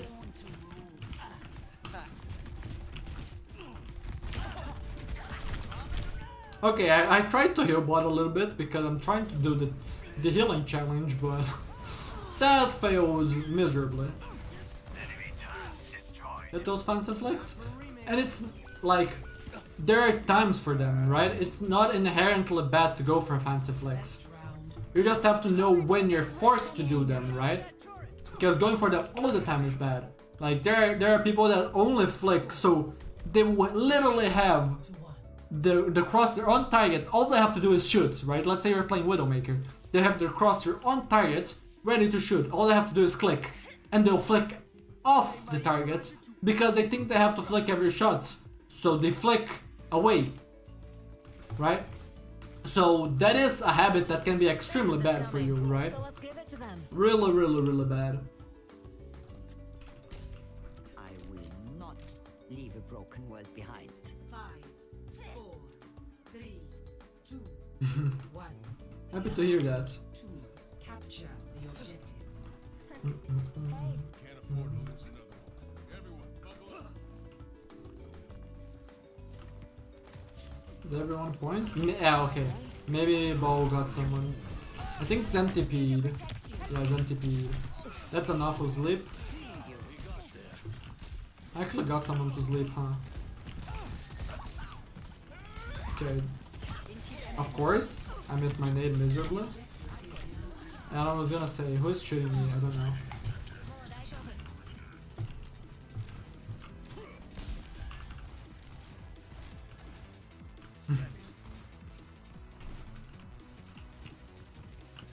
Over there. One thing that annoys me is that I think that pings are also lagged. I think that if I have OS on someone and try to ping and they get behind cover, I can't ping them anymore because of latency. I tried to save him with the nade, but that was gonna be hard. Enemy in sight. I'm near. Keep fighting. Okay. They just ran at me. I want to play Kiriko. I go out on my turn. I hate Kiriko on comp, but on quick play I really don't feel like playing Ana. It's weird. It's like I hate playing Ana on quick play and love playing Kiriko on quick play, and I love playing Ana on comp and hate playing Kiriko on I am taking the point. on comp. Are you guys fine? Okay, I'm dying, apparently. Pop off. Get in there. Go in. I believe in you. That's an awful nano, by the way. Just try to have fun. Covering you. That must sting. I was born to rule. Junkrat primed and ready. Let the Kitsune guide you. I have you. Keep fighting. Targeting hostile. Come here to get Healing, healing. Give me the healing. Juice, juice. enough whining. You're fine.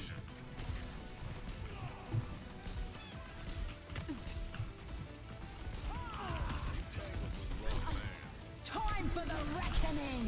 Oh, that was late. No, I died. I usually have. It depends. I have to look at the profile. I don't really care about accuracy. Because like the accuracy stats, like it goes down when you spam, and spamming is good, but spamming looks bad for the accuracy, right? So while yes, accuracy can give you like a picture of your aim, it also doesn't tell you everything, right? Like I have 28% weapon accuracy, right? Exactly, it could mean that you're farming that tank when you shouldn't be. It could mean alright, it could not mean much because like you said, you could be farming a tank instead of farming the squishes, and your accuracy on squishes is low. So because your accuracy on harder to hit targets is low, you decide to shoot tanks, which is awful. right? That is an awful thing. I would much rather have a Genji that has 10% accuracy but shoots the squishes than a 30% accuracy Genji that only shoots tanks. And also, like, the only accuracy that really matters is the accuracy of like when you're engaging someone, when you're not spamming, right? So if I'm spamming down a lane, my accuracy is gonna go down, but I'm doing the right thing. It's not wrong for me to not spam down that lane. Like, the only moment where spamming down a lane is bad is when you're trying to hide your presence from the enemy, right? But if you're not trying to do that, then doing this right on the long sideline, let's say this, is the right thing to do in case they run and get shot immediately as they come through the corner or whatever, right?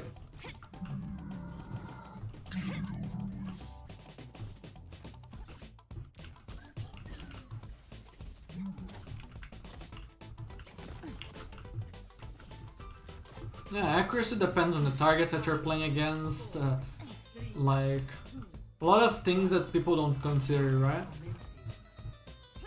A lot of things. Our turret's around somewhere. Let's try this.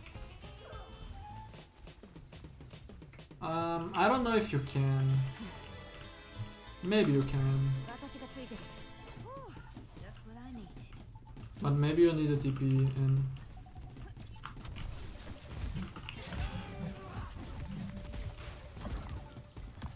Did not need the Suzu. Now I needed the Suzu.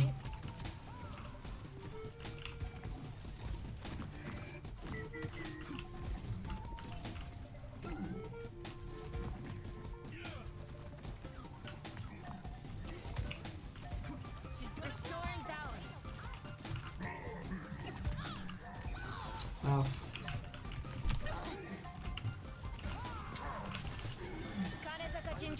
I'm gonna try to bait them here.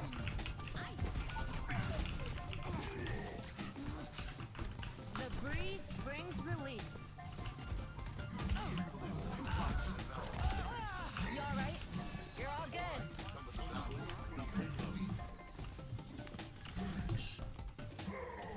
Ultimate's charging.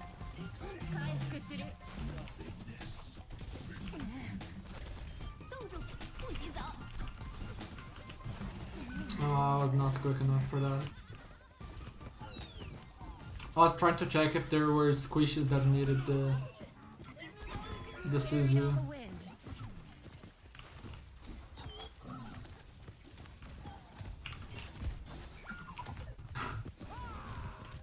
Latency. Soldier 76 reporting for duty. There's no spamming with Widow? You could spam tanks. And then you're inflating your accuracy when it doesn't mean anything, right? Like, stats don't matter without context. Yeah, Hog is fading. Cool.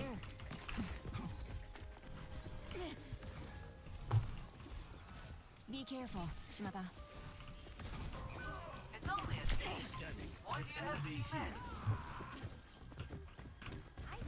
She's going. Washed away.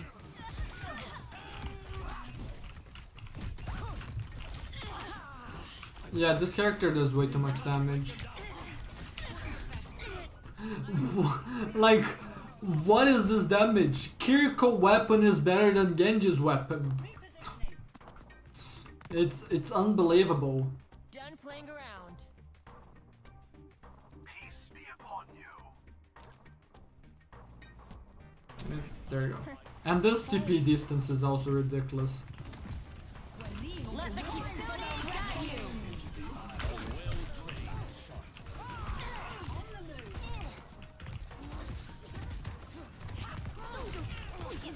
Come on. Now go get him.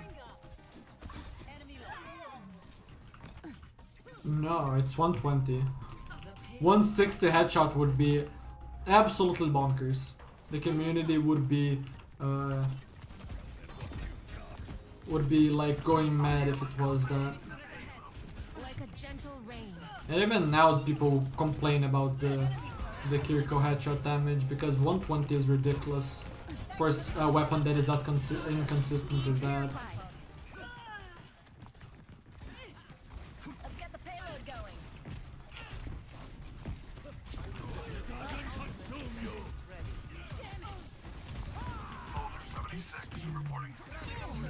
Fire at will.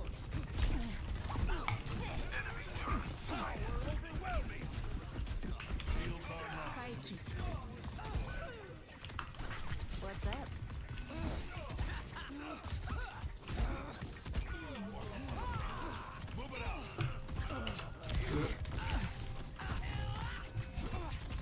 Biotic healing ready for you. I thought you were the sniper. Yeah. Yeah. Thanks. What is this character? This is not a real character.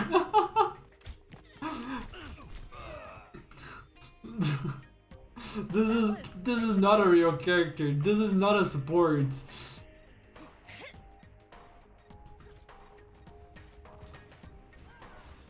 Pushing the payload.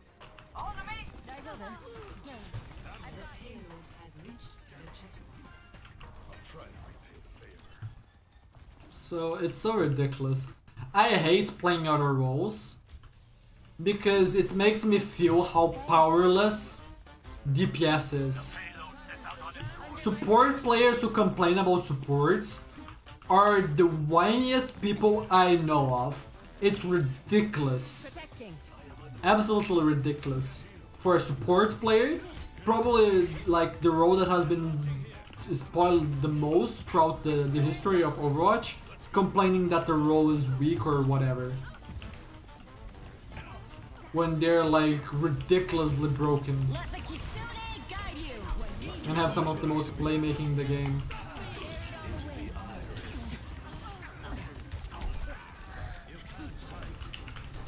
I'm with you.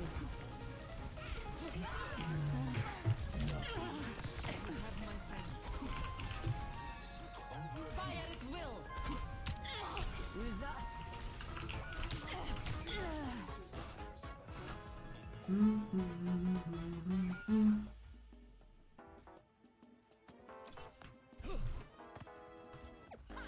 Let's get back to it.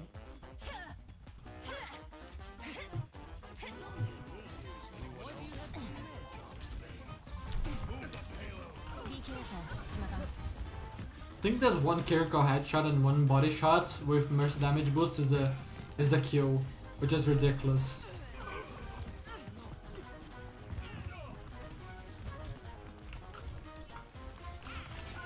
Purify. Get cracked primed and ready.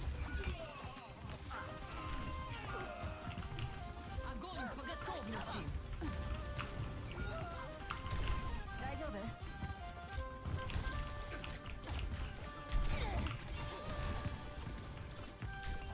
Ah, I almost got him.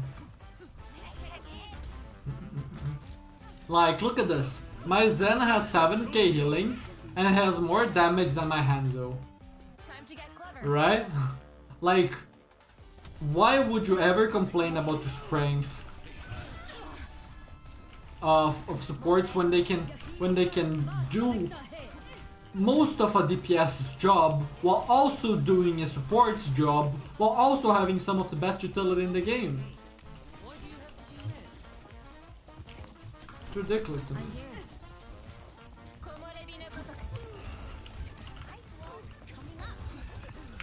Let the kitsune guide you. Fire at will. Sometimes it takes two.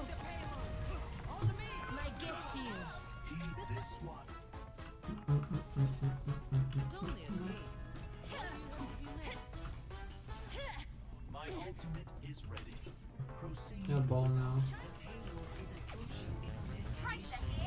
Like a gentle rain.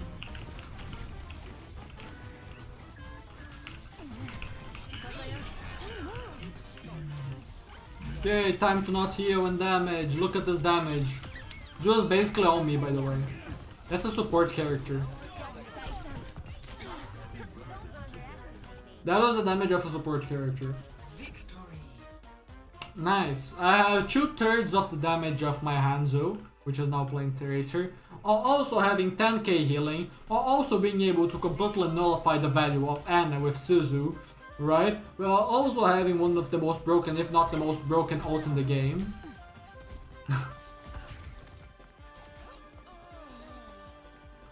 I love how this Hanzo kill, I didn't even think that I was doing it. I was just shooting to shoot. I was spamming and I just randomly hit your headshot and that kills. Genji could never dream of doing that. Right? Genji could never dream of doing that. So funny. All my homies love playing DPS, such an impactful role. Alrighty, that's gonna be it for me. Have a good one, everyone, and I'll be seeing you all tomorrow, I guess. I think I'm gonna be doing more VOD reviews tomorrow, we'll see. I'm hoping that the mid-season patch is good, but my expectations are rock bottom. I am not expecting the game to get better, I am expecting the game to get worse. Somehow. Maybe they will actually give Cassidy like 100% damage reduction on roll and make him and give him like a Souls game skin, right? Like that would be totally something that I can see Blizzard doing. But yeah, have a good one, everyone. I'll see you all in next time.